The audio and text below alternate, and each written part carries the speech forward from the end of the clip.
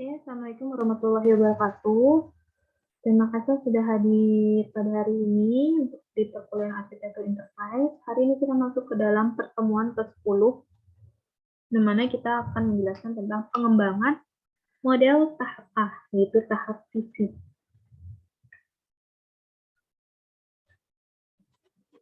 Oke, untuk capaian pembelajaran pada materi pada hari ini yaitu agar kalian mampu mengembangkan model arsitektur enterprise berbasis TOGAF.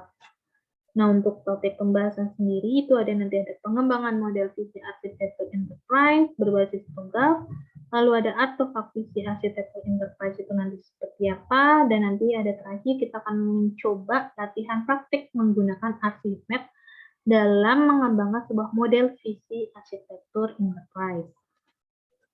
Nah, sebelum kita masuk ke dalam materi pertama, kita sebelumnya bahas terlebih dahulu ya, ini sebelumnya sudah pernah kita bahas ya untuk metode dari TOGAF itu sendiri, yaitu ada diagram ADM atau arsitektur diagram method, di mana berisi struktur metode dengan tahapan-tahapan dan transisi-transisi di dalamnya. Jadi kita lihat ya, contoh untuk gambar sebelah kiri, di sini ada sebuah preliminary, itu maksudnya fase di mana kita akan menjelaskan ya secara rinci apa aja sih permasalahan yang ada, terus siapa saja sih pelaku-pelaku bisnis yang ada di dalam suatu perusahaan itu adalah fase preliminary. Lalu tahap selanjutnya adalah tahap A, yaitu arsitektur vision. Jadi di TOGAF ini ada beberapa tahap, ada sampai tahap A dari arsitektur vision, bisnis arsitektur, sampai dengan arsitektur change management. Nah, tahapan ini merupakan tahapan yang harus ada di dalam TOGAF, tapi khusus untuk mata kuliah arsitektur enterprise, kita nanti akan hanya fokus pada 4 tahap saja, yaitu tahap arsitektur vision hingga sampai nanti terakhir tahap teknologi arsitekturnya seperti apa. Nah, untuk hari ini kita akan khusus membahas tentang arsitektur visionnya terlebih dahulu. Lagi kita masuk ke dalam materi pertama, yaitu konsep dasar pengembangan model visi pakai berbasis TOGAF. Nah, sebagaimana yang kita ketahui, suatu enterprise atau perusahaan itu pasti ada tujuannya, ada arah yang harus dipahami atau ada goal-nya. Maka ada beberapa konsep dasar yang harus kita pahami berkaitan dengan suatu enterprise. Pertama, berkaitan dengan sebuah visi, tentu dia punya tujuan karena biasanya visi ini nantinya akan dibarengi dengan misi, tujuan, sasaran, dan strategisnya. Nah, maka untuk itu kita bisa membuat sebuah visi yang baik, maka harus ada yang kita tuju. Dan biasanya visi ini nanti dibarengi dengan kapan pencapaian tujuan tersebut. Contoh, misal dengan menggunakan tahun, apakah tahun 2025 atau tahun 2030, dan seterusnya. Nah, selain tujuan, harus ada juga yang bersifat objektif untuk kita bisa menentukan sebuah visi tersebut. Karena objektif itu merupakan pecahan dari goal atau tujuan yang nantinya akan menentukan dari titik tertentu yang berhubungan dengan perkembangan atau progres terkait dengan pencapaian dari goal utama atau tujuan yang utama. Maka harus ada objektif yang bisa kita lakukan berkaitan dengan beberapa aktivitas nantinya.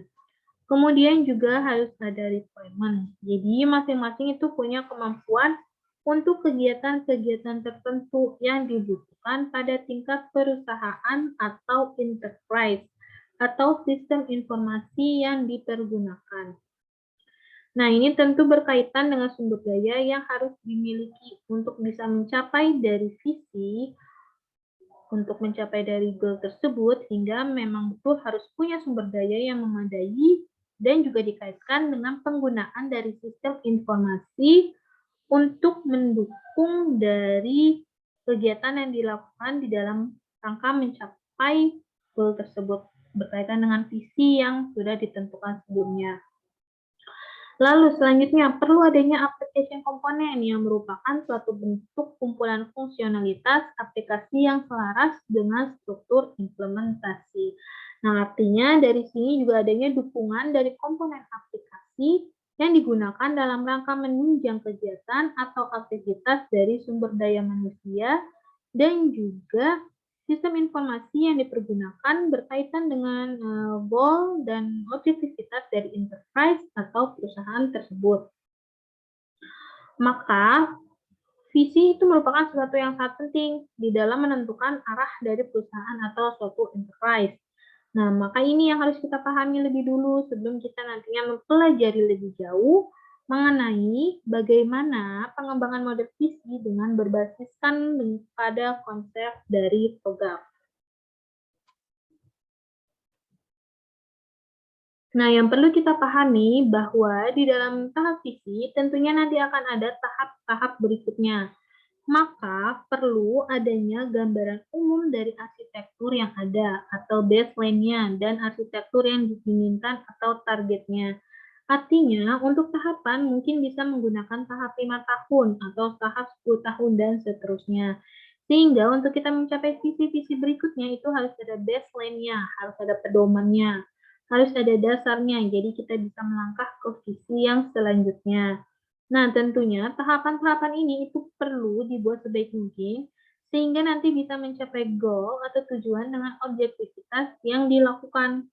Maka di antara beberapa tahapan tersebut yang dilakukan pada tahap visi adalah bagaimana kita bisa menyiapkan siklus ADM-nya atau arsitektur development metodenya. Jadi bagaimana pengembangan metodenya yang berkaitan dengan siklus yang nantinya juga dikaitkan dengan penggunaan dari fungsi TOGAF itu sendiri. Jadi yang kita ketahui juga bahwa ADM atau Architecture Development Method itu merupakan bagian komponen penting dari TOGAF itu sendiri. Nah, yang kedua tentu ada sasaran atau goal dari bisnis yang kita lakukan, yang juga harus disiapkan dan divalidasi sebaik mungkin. Apakah itu sudah mencerminkan dari core bisnis yang dilakukan atau tidak? Atau apakah sudah ditentukan kapan jangka waktu pencapaiannya? Nah, ini harus perlu banget divalidasi. Sehingga nanti tahap demi tahap visi yang nantinya kita lakukan akan benar-benar mencerminkan sebuah goal yang akan dicapai pada tahun-tahun tertentu yang sudah ditetapkan dengan visi di dalam enterprise tersebut. Oke, kita akan masuk ke dalam materi selanjutnya yaitu artefak dari visi arsitektur enterprise. Artefak sendiri itu merupakan suatu bentuk gambaran dari bagian arsitektur dan biasanya artefak ini dibuat dalam bentuk sebuah katalog atau daftar objek, kemudian bisa dalam bentuk metrik, dan juga bisa menggunakan diagram atau dalam bentuk gambar. Nah, dalam hal ini untuk kita bisa mengembangkan suatu bentuk model yang berkaitan dengan arsitektur enterprise dengan menggunakan diagram, yang nantinya akan dibuat menggunakan aplikasi Archimedes yang memang di aplikasi Archimedes ini sudah ada ya tools-tools tertentu yang disesuaikan dengan arsitektur enterprise berbasiskan kepada TOGAF. Jadi nanti di dalam pengembangan visinya, kita akan menggunakan bentuk yang ketiga yaitu dalam bentuk diagram atau gambar berdasarkan dari aplikasi Archimedes nanti. Beberapa artefak yang digunakan dalam tahap visi itu diantaranya ada matriks stakeholder, ada diagram sasaran atau goal diagramnya, dan diagram konsep solusi atau solution concept diagram yang merupakan bagaimana cara pencapaian goal yang lebih sesuai dengan yang diharapkan, maka ada diagram konsep solusinya. Nah, yang pertama, kita lihat bahwa artefak itu merupakan deskripsi dari arsitektur tadi ya, adanya matriks stakeholder yang bertujuan bagaimana nanti visi tersebut berkaitan dengan keperluan peran stakeholder yang memang memerlukan kepentingan dengan enterprise kita. Maka perlu adanya gambaran yang menghubungkan antara bisnis yang kita lakukan dengan peran-peran stakeholder. Nah, ini adalah contoh dari matriks stakeholder. Jadi matriks stakeholder ini bisa kita buat dalam bentuk tabel ya, di mana di sini contoh ada partisipan, ada keahlian ya, kekuasaan dan kepentingan. Di sini contohnya misal CEO adalah aktor yang harus membuat diagram sasaran atau goal diagramnya untuk sebuah perusahaan, di mana sebagai pemimpin tertinggi dia memiliki kekuasaan dan kepentingan yang tinggi terhadap pembuatan arsitektur enterprise-nya. Jadi di sini ada beberapa, bisa diurutkan dari yang keahliannya tinggi hingga sampai yang rendah mungkin ya untuk partisipannya, mungkin sampai dengan mungkin anggota nanti.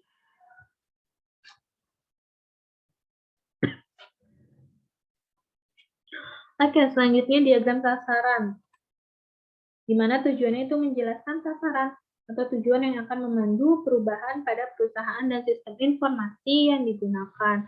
Lalu untuk menguantifikasi tujuan dan alokasinya dan menyediakan landasan untuk menentukan tingkat prioritas sasaran atau tujuan. Nah, informasi yang ada di dalam diagram itu biasanya adalah berisi sasaran atau goal dan tujuan atau objektifnya yang telah ditetapkan oleh perusahaan tersebut. Penyusunnya biasanya seorang analis bisnis ya, atau bisnis analis. Nah, ini merupakan tabel dari diagram sasaran, di mana ada sasaran, ada tujuannya. Perbedaannya apa? Sasaran adalah what, yaitu hasil akhir yang diinginkan. Tujuannya adalah how, yaitu arah tindakan yang akan mengarah tercapainya sasaran. Lalu, contohnya untuk sasaran, misalnya menjadi satu perusahaan 5 besar di Batam dalam 5 tahun. Jadi tujuannya bagaimana untuk mencapai sasaran tersebut, yaitu meningkatkan kemampuan produksi sebanyak 30% pada akhir tahun depan misalnya. Nah, biasanya sasaran ini ada di tingkat perusahaan dan berlaku di seluruh perusahaan. Ya, sedangkan tujuan ini biasanya ditujukan ke orang atau bagian yang biasanya lebih spesifik.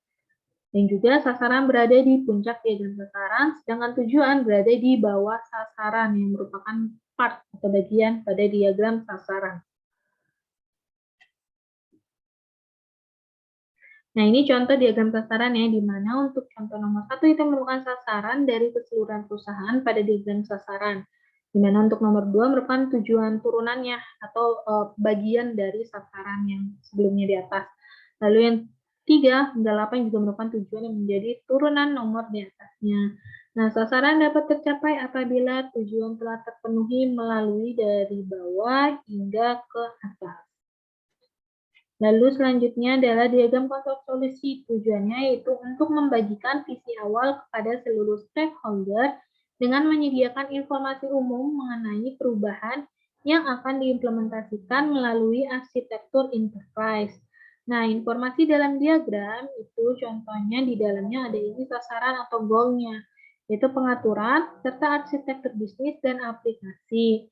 Dan penyusunnya biasanya adalah seorang arsitek bisnis. Ini contoh dari diagram konsep solusi ya. Bisa kita lihat dan kita lihat ya keterangannya dari nomor 4, 2, dan 7 itu biasanya diambil dari diagram solusi yang diterapkan atau sign melalui proses bisnis atau reserve trip. Lalu proses bisnis reserve trip itu biasanya diwujudkan atau direalisasikan oleh program reserve trip yang akan memenuhi satisfy kebutuhannya. Dan untuk kebutuhannya ada beberapa, misalnya ada process automation, ada ERP connection, dan trip reservation process automation. Oke, untuk kesimpulannya, jadi ketiga diagram yang telah dijelaskan itu menggambarkan keterkaitan antara pertama pelaku atau stakeholder, lalu apa yang dicapai atau goal atau objektifnya, serta apa yang harus dilakukan atau solution konsepnya. Jadi, perlu bagi perusahaan untuk melakukan pengembangan model tahap A, yaitu visi, sebagai landasan untuk melakukan pengembangan model tahap-tahap selanjutnya pada siklus ADM. Maka nanti kita di dalam implementasi penggunaan pengembangan programnya, maka visi yang harus menjadi landasan awal kita untuk bisa membentuk suatu pengembangan model yang nanti dimulai dari visi, lalu dari sistem informasinya, kemudian dari datanya, dan nanti terakhir kepada teknologi yang dipergunakan. Makanya ini harus dipahami dulu nih bagaimana tahapan-tahapan visi untuk mengembangkan dalam suatu bentuk arsitektur enterprise-nya.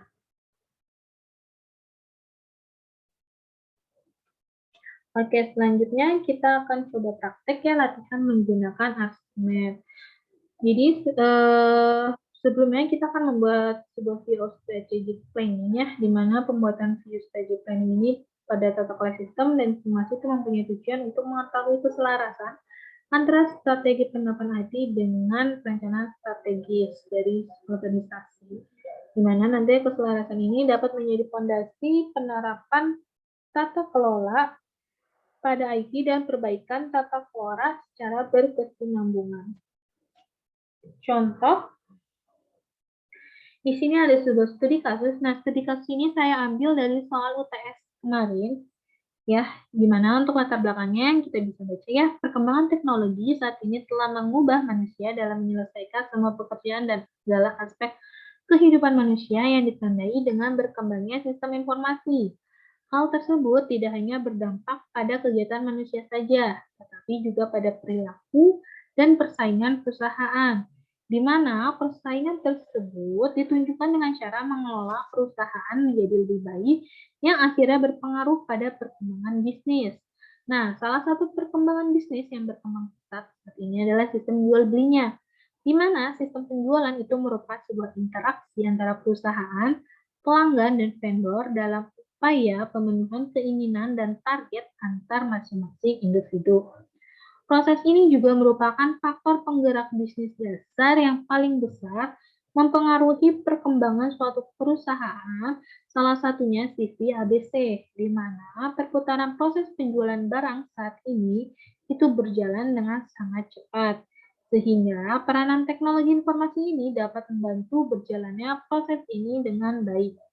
Namun saat ini penggunaan sistem informasi penjualan dan persediaan barang pada CV ABC itu belum berkembang dengan baik. Berdasarkan hasil pengamatan yang dilakukan pada CV ABC menunjukkan beberapa kendala dalam proses bisnis sistem pembeliannya, yaitu untuk pengecekan barang itu masih manual dan pembuatan laporan serta pencatatan penjualannya itu masih menggunakan buku.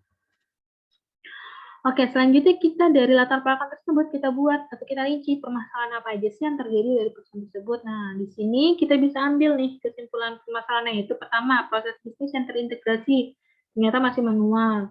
Lalu pengolahan data masih manual dengan pencatatannya masih menggunakan buku. Tidak adanya sebuah aplikasi sistem informasi yang digunakan untuk menunjang pengolahan data pada CV ABC. Dan CV ABC ini belum punya teknologi informasi yang bisa digunakan untuk penyimpanan data untuk perusahaan tersebut ya. Lalu setelah kita rincikan permasalahannya, maka kita akan lanjut ke dalam pembuatan video strategic planning. Tapi sebelumnya kita rincikan dulu pelaku-pelaku yang ada di dalam perusahaan tersebut, seperti apa, tujuannya mau apa, atau penggerakkannya seperti apa, dan hasil yang diinginkan itu seperti apa. Jadi di sini kita membayangkan ya, kita berada di posisi di dalam perusahaan tersebut. Jadi di sini kita bayangkan di sana perusahaan tersebut ada dua stakeholder. Stakeholder pertama itu misalnya diisi oleh direktur, wakil direktur, dan manajer. Lalu stakeholder kedua itu diisi oleh misalnya kepala divisi IT sama anggota divisi IT, karena divisi IT inilah yang nantinya akan membantu ya untuk, karena permasalahannya kan lebih banyak ke dalam pembuatan sistem informasi, maka kita akan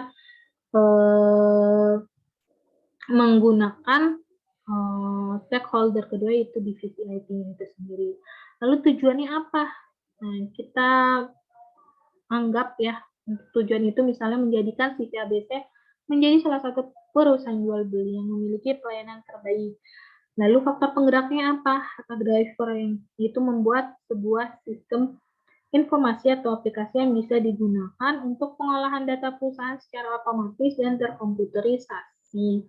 Hasil yang dapat nanti apa? Ya pasti kepuasan customer dan pelanggan ya, atau pelanggan ya, dan juga meningkatkan hasil penjualan perusahaannya nantinya. Berarti ada dua hasil yang didapat untuk mencapai tujuan tersebut. Nah, kita sudah rincikan nih pelaku, tujuan, maupun yang lain-lainnya di dalam perusahaan tersebut. Baru kita membuat sebuah mapping rencana strategis menggunakan aplikasi ArchiMap. Nah, langkah pertama itu seperti ini ya. Dibuatkan dulu, ditambahkan file folder. Mungkin kita bisa membuat ya. Nanti file new di ArchiMap. Nah, nih kita file new terlebih dahulu. Kalian bisa klik new module ini, atau kalian bisa juga milih file dan new file new atau empty model. Nah, di sini akan terlihat ya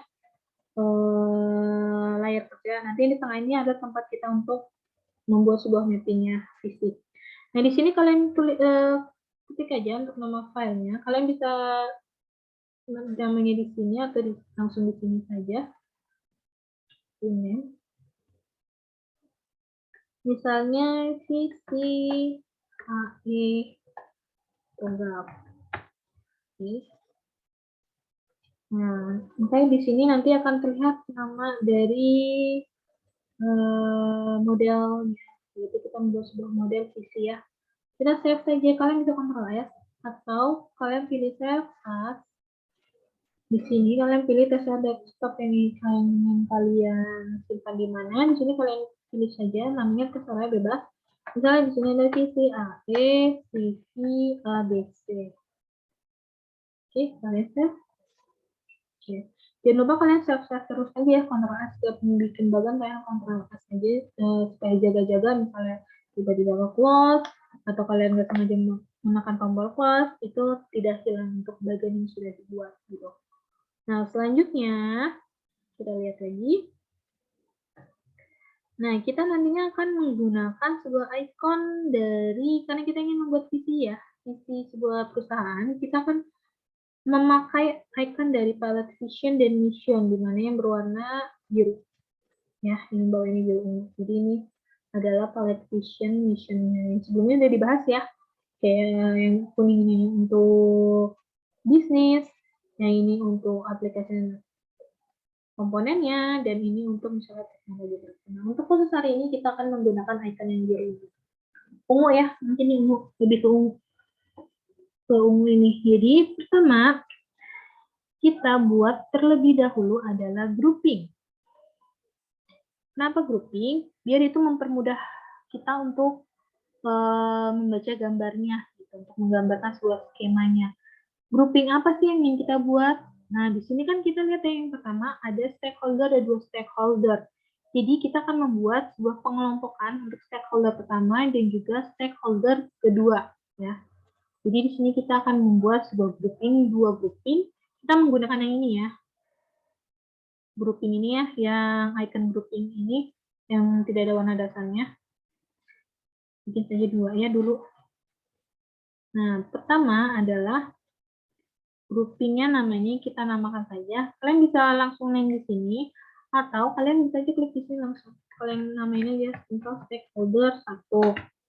Nah, ini misalnya kita kasih nama stakeholder 2. Oke. Nah, di dalam stakeholder 1, 2, kita isi stakeholder 1 tadi diisi oleh apa? Nah, stakeholder ada 3 ya, aktor. Direktur, wakil direktur, dan manajernya. Berarti kita isi saja untuk aktornya, kita menggunakan yang ini ya, bukan bisnis aktor ini. Nanti ini kita akan menjelaskan di materi selanjutnya. Kita pakai ini stakeholder ini. Berarti di sini ada 3 stakeholder, pilih yang assign to, pilih dulu aja ya, kita itu pilih yang assign to, lalu ini juga. Pilih yang assign to. Ini bisa kalian kecilin ya. Ini juga bisa kalian kecilkan, kalian rapikan sendiri, bisa kalian rapikan ya sendiri. Perbagusin skemanya. Nah, ini kita bikin misalnya direktur. Ini. Ini wakil direktur. Oke. Lalu ini adalah manajer. Oke. Lalu untuk grouping yang kedua adalah stakeholder kedua. Stakeholder kedua bisnis siapa? Ada 2. Jadi kita bikinnya adalah kepala divisi IT. Kita pilih assign to ya. Dan anggotanya. Kita pilih juga assign to. Kepala divisi. Jadi dan anggota. Oke, anggotanya ya. Oke, baik. Nah, ini sudah dibuat. Sekarang kita hubungkan antara stakeholder 1 dengan stakeholder 2 dengan menggunakan ini. Ya, kita menggunakan ini, assignment relation. Jadi maksudnya stakeholder ini akan memberikan tugas kepada stakeholder kedua. Oke. Nah, selanjutnya kita sudah bikin nih stakeholder 1 dan stakeholder 2. Ya, nah di sini untuk langkah ketiga kita akan menggunakan icon-icon ini ya. Ini kalian bisa baca.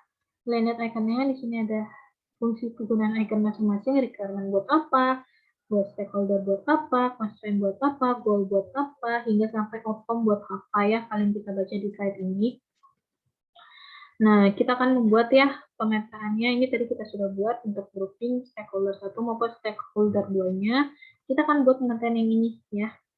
Tapi kita akan fokus kepada yang ini. Kita balik lagi ke sini ya. Nah, kita sudah mendapatkan stakeholder 1, stakeholder 2. Nah, kita sekarang akan lanjutkan. Apa sih tugas stakeholder 1? Biasanya tugas stakeholder 1 itu kan membuat sebuah kebijakan yang aturan atau rule. Nah, kita ingin buat, berarti kita pakai icon yang ini nih, principle. Kalian drag di atas atau mau kalian taruh di bawah juga nggak apa-apa. Kalian pilih namanya pembuatan kebijakan saja. Biasanya pembuatan kebijakan ini kan dibuat oleh stakeholder 1 ya. Berarti kita akan masuk ini, klik sini yang magic ya. Pilihnya yang ini, aggregate by. Jadi maksudnya adalah pembuatan kebijakan ini dibuat oleh stakeholder 1, yaitu yang diisi oleh direktur, wakil direktur, dan manajer. Dan stakeholder 1 ini akan memberikan tugas kepada stakeholder 2. Seperti itu. Nah, selanjutnya adalah tujuan. Ini apa? Drivernya apa? Outcome-nya apa? Berarti di sini kita akan menggunakan 3 icon lagi, yaitu icon goal, icon driver, dan icon outcome ya. Di sini kita masukkan aja, berarti pertama icon drivernya terlebih dahulu ya, faktor penggeraknya. Itu apa? Membuat aplikasi, misalnya buat aplikasi sistem informasi, buat aplikasi SI. Nah, kita pakai yang ini nih. Jadi ini maksudnya adalah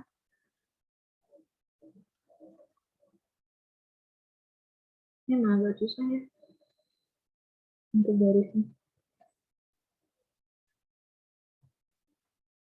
Nah, ini maksudnya adalah jadi pembuatan aplikasi ini atau stakeholder ini terkait dengan pembuatan aplikasi SI sebagai faktor penggeraknya. Lalu faktor penggerak ini dibuat untuk apa? Untuk menghasilkan sesuatu. Berarti kita akan pakai outcome. Di sini untuk outcome-nya sendiri nih ya, yang hampir sama ikonnya kayak tujuan, cuma bedanya dia ada tanda panahnya gitu keluar. Nih, kita pilih outcome ini. Di sini kita baca ya, outcome-nya ada 2 apa? Yaitu kepuasan pelanggan dan meningkatkan hasil penjualan perusahaan. Karena ada 2, kita bisa kelompokkan kembali dengan menggunakan grouping. Ya, kita buat groupingnya. Misal groupingnya itu adalah outcome atau hasil. Ya, kita masukkan saja. Kita pilih aggregate.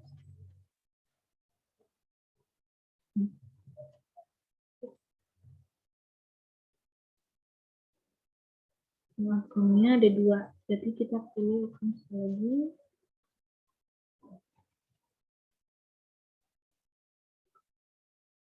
Ini bisa kalian dapatkan sendiri. Nah, outcome-nya apa? Kepuasan pelanggan misal. Lalu yang kedua adalah peningkatan penjualan. Oke. Nah, sudah ada outcome-nya.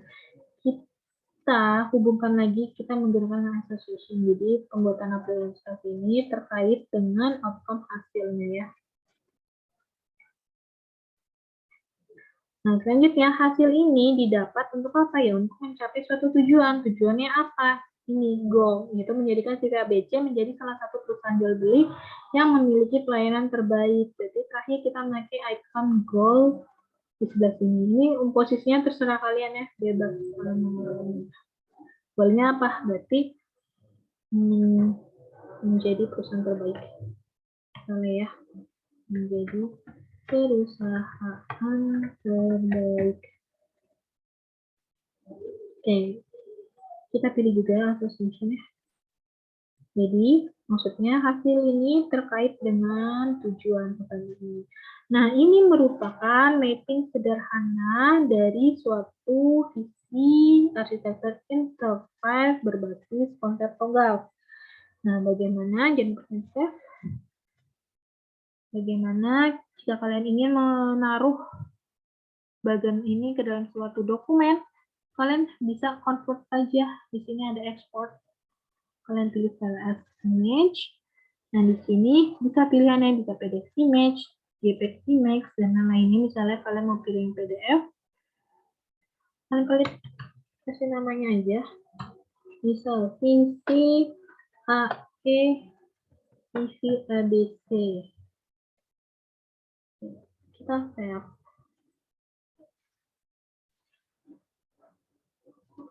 Ya, nanti dia akan berada di sini.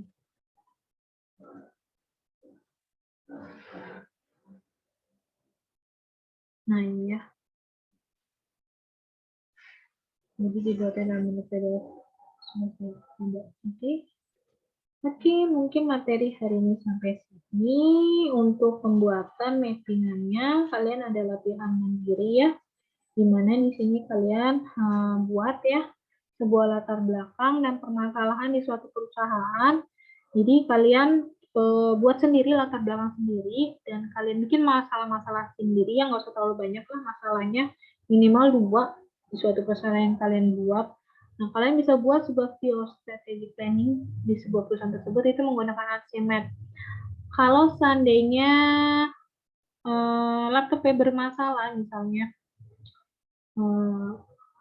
jadi tidak bisa menggunakan Archimedes, mungkin kalian bisa mencari alternatif lainnya untuk membuat bagan itu sendiri seperti apa, untuk membuat bagan visinya seperti apa, itu menggunakan aplikasi lain, silakan boleh, tapi disarankan untuk menggunakan Archimedes dalam pembuatan visi ini, tugas ini. Tapi kalau nggak bisa ya nggak apa-apa, pakai aplikasi yang lain juga untuk pembuatan gambarnya seperti apa. Kalian sesuaikan saja untuk gambar bagannya. Nah, nanti filenya kalian simpan ke dalam format PDF. Nama filenya, file nama mahasiswa NIM latihan 1. Kalian kumpulkan file tersebut di link yang sudah disediakan. Kalau bisa, nanti ini kalian kerjakan ya, karena akan membantu kalian nanti ketika di UAS nanti. Jadi, kalian bikin sebuah latar belakang permasalahan sendiri, atau permasalahan di suatu perusahaan, yang kemungkinan nanti latar belakang ini atau permasalahan yang kalian buat akan dipakai terus nanti sampai nanti terakhir pembahasan selanjutnya. Karena ini kan tentang visi, nanti minggu depan mungkin tentang bisnis, proses bisnisnya. Kalian bisa menggunakan latar belakang yang sudah kalian buat, jadi nggak usah buat baru lagi seperti itu. Oke, cukup sampai sini untuk materi hari ini. Terima kasih yang sudah bisa mendengarkan materi hari ini. Kurang lebihnya mohon maaf. Jika ada yang mau ditanya di luar perkuliahan, silakan bisa WhatsApp atau melalui grup WhatsApp juga boleh. Kita cukupkan sampai sini. Jangan lupa absen. Wabillahi taufiq wal hidayah. Wassalamualaikum warahmatullahi wabarakatuh.